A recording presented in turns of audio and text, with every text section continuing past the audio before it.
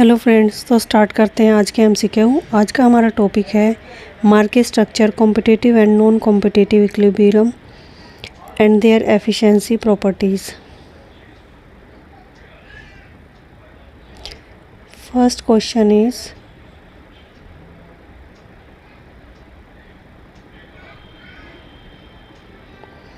at the long run equilibrium in perfect competition, at which point do firms operate?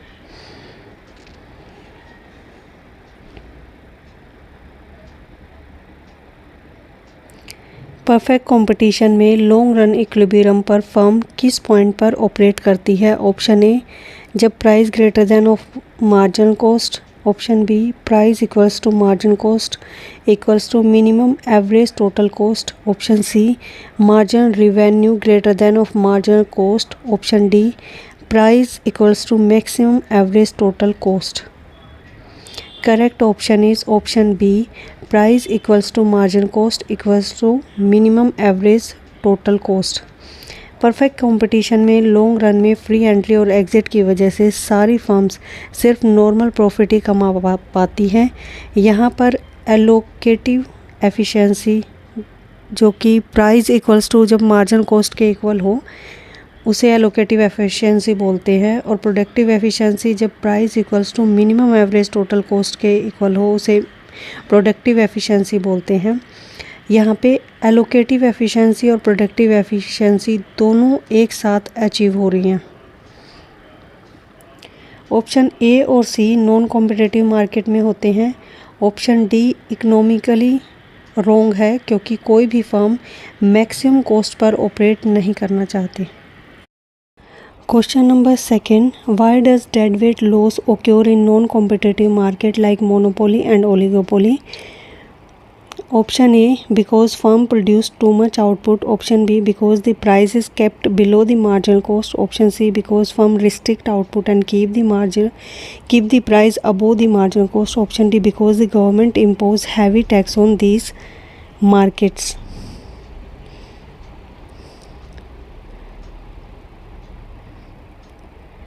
Monopoly और oligopoly जैसी non competitive market में deadweight loss क्यों पैदा होता है? ऑप्शन ए, क्योंकि फर्म्स बहुत ज़्यादा आउटपुट बनाती हैं।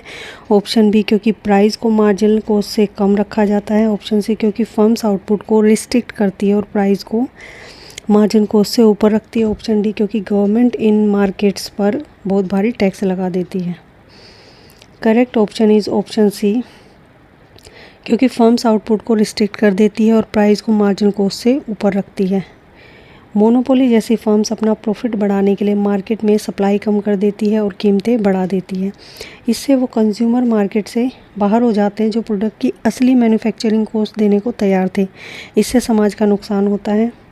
ऑप्शन ए गलत है, क्योंकि ये फर्म्स अंडर प्रोडक्शन करती है। ऑप्शन बी बिल्कुल उल्टा है, क्योंकि प्राइस हमेशा एमसी से ज़्यादा होता है। ऑप्शन डी का मार्केट पावर के स्ट्रक्चर से सीधा लेना देना बिल्कुल नहीं है, इसलिए वो गलत है। Question number 3, what is the essential condition required to achieve allocative efficiency?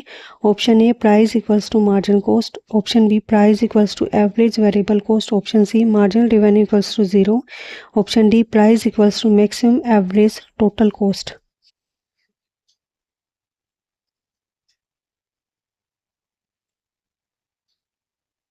Allocative efficiency achieve करने के लिए सबसे ज़रूरी कंडीशन क्या है कि प्राइस मार्जिन कॉस्ट के इक्वल हो, प्राइस एवरेज वेरिएबल कॉस्ट के इक्वल हो, या मार्जिन रेवेन्यू 0 हो, या price maximum average total cost के इक्वल हो।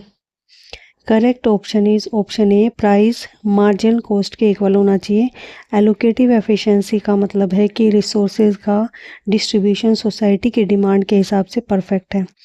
ये तभी हो सकता है जब लास्ट यूनिट के लिए कंज्यूमर की वैल्यू मीन्स कंज्यूमर का जो प्राइस है उसे बनाने की कॉस्ट के बिल्कुल बराबर हो।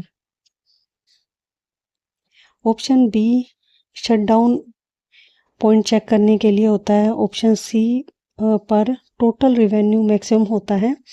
एलोकेटिव एफिशिएंसी नहीं होती यहाँ पे। ऑप्शन डी इनएफिशिएंसी को दिखाता है। Question number 4, which of the following statement is true about monopolistic competition? Option A, there is only a single seller in the market. Option B, due to free entry in the long run, firms can only earn normal profit, means zero economic profit. Option C, these market are completely productively and allocatively efficient. Option D, the product sold in this market are completely identical, homogeneous बोल सकते हैं इसको.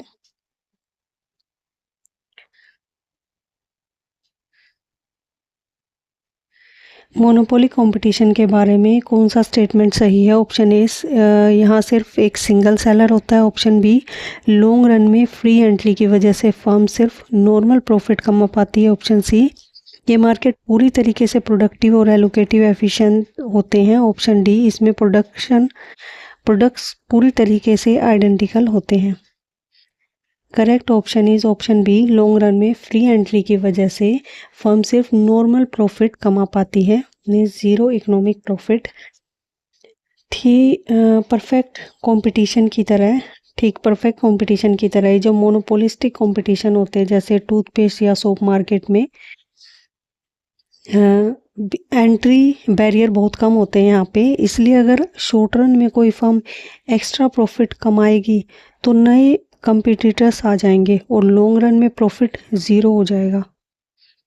Option a monopoly की definition है. Option C गलत है क्योंकि product differentiation की वजह से यहाँ थोड़ी इनएफिशिएंसी रहती है. ऑप्शन डी परफेक्ट कंपटीशन की विशेषता है. Question number 5, in which market structure is X inefficiency most commonly observe. Option A perfect competition. Option B monopolistic competition. Option C monopoly. Option D perfect contestable market. Correct option is option C monopoly.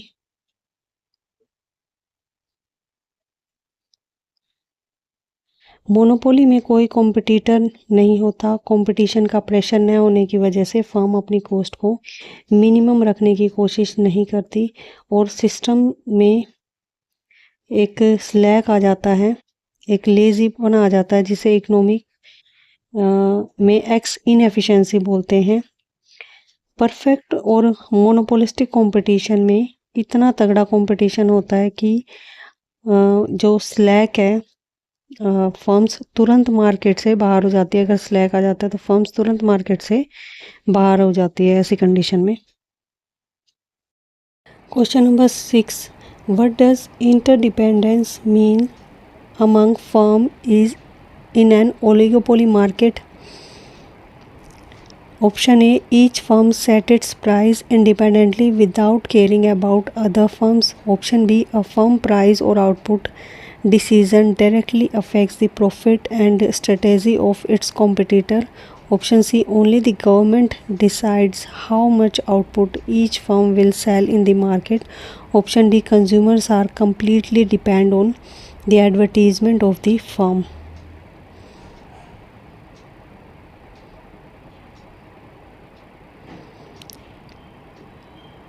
Correct option is option B, एक firm का price या output decision सीधे उसके competitor के profit और strategy को प्रभावित करता है.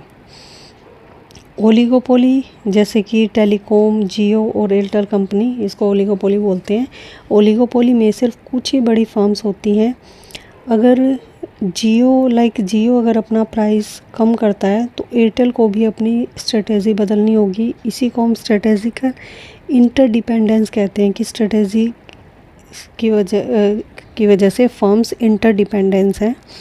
ऑप्शन ए मोनोपोलिस्टिक कंपटीशन में होता है और जो ऑप्शन सी है वो कमांड इकोनॉमी का फीचर है, ओलिगोपोली का नहीं है. Number 7, what does the kink demand curve model primarily explain. Option A price flexibility. Option B price rigidity. Option C perfect allocative efficiency. Option D free entry and exit of firms. Correct option is option B price rigidity. कीमतों का स्थिर या चिपचिपा रहना. पोल स्वीजी के किंग्ड demand curve model के अनुसार oligopoly में फर्म्स मानती है कि अगर वो प्राइस बढ़ाएगी तो कॉम्पिटिटर्स फॉलो नहीं करेंगे, ऐसा उनका मानना होता है। लेकिन अगर प्राइस घटाएगी तो कॉम्पिटिटर्स भी घटा देंगे, प्राइस कम कर देंगे। इसलिए प्राइस एक जगह रिजिड और फिक्स हो जाते हैं, वो अपने प्राइस को चेंज नहीं करते इसी थॉट की वजह से। ये मॉडल कीमतों के बदलने को, जैसे ऑप्शन ए है, ये प्राइस के बार बार बदलने का नहीं, उनके स्थिर रहने को समझाता है। प्राइस चेंजेस को नहीं शो कर रहा ऑप्शन ए। ओलिगोपोली कभी भी एलोकेटिव एफिशिएंसी नहीं होती ओलिगोपोली में, जैसा कि ऑप्शन सी में शो किया गया है। Question number 8, what is the shape of an individual firms demand curve in perfect competition? Option A downward sloping, option B upward sloping, option C perfectly elastic, option D perfectly inelastic.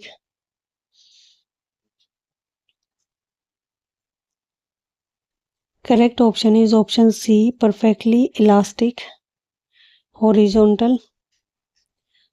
Perfect competition में firms price taker होती है, वो market की तय कीमत पर जितना चाहे उतना आउटपुट बेच सकती है, लेकिन कीमत लाइक ₹1 भी नहीं बढ़ा सकती है, उसमें प्राइस एकदम फिक्स होता है। इसलिए उनका जो डिमांड कर्व होता है बिल्कुल फ्लैट हॉरिजॉन्टल होता है। P equals to margin cost equals to average cost. जो अदर ऑप्शन है वो गलत है, क्योंकि डाउनवर्ड स्लोपिंग कर्व जो कि ऑप्शन ए में शो किया गया है वो मोनोपोली और मोनोपोलिस्टिक कंपटीशन में होता है, क्योंकि वहाँ फर्म्स के पास प्राइसिंग पावर होती है। What does excess capacity mean in the monopolistic competition?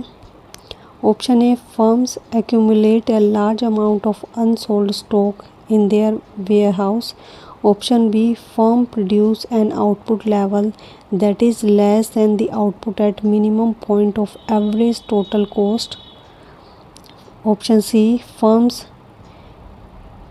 intentionally waste raw materials during production. Option D, there is a sudden massive increase in consumer demand in the market.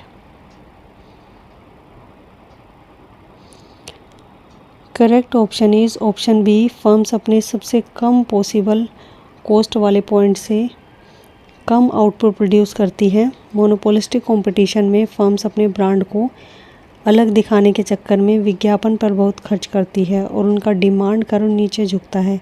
इस वजह से long run में वो कभी भी अपना full capacity पर production नहीं कर पाती है। जो प्रोडक्शन वो कर सकती थी पर करती नहीं है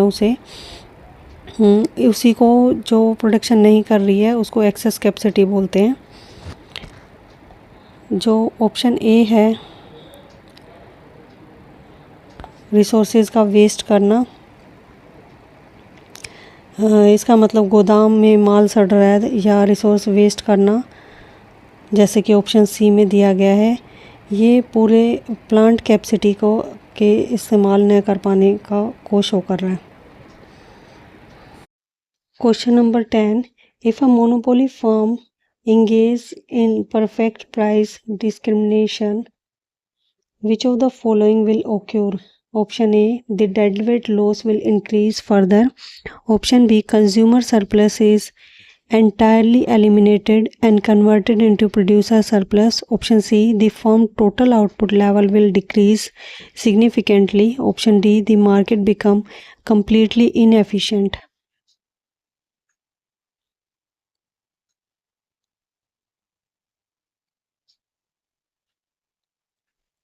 correct option is option B, consumer surplus पूरी तरीके से ख़त्म होकर प्रोड्यूसर सरप्लस में बदल जाएगा।